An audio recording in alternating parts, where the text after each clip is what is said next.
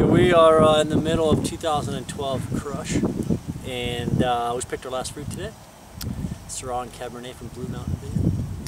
And we got a whole lot of fruit on the floor and barreling down in Preston, and it's going to be a great vintage.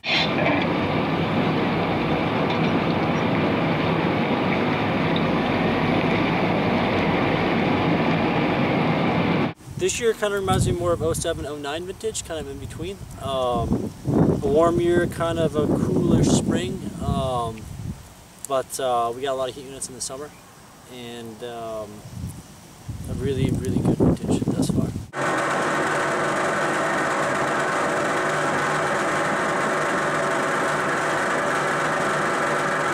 We got off to a very early start in terms of weather. We had a lot of early heat. We had bud break very early on this year relative to the past few vintages.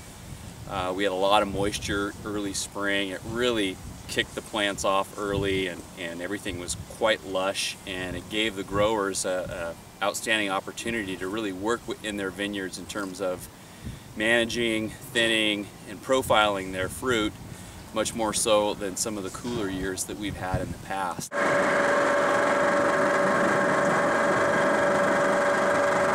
You know, our goal is to make more vineyard-driven wines as long as the vintage speaks for it, and make true to varietal wines as well.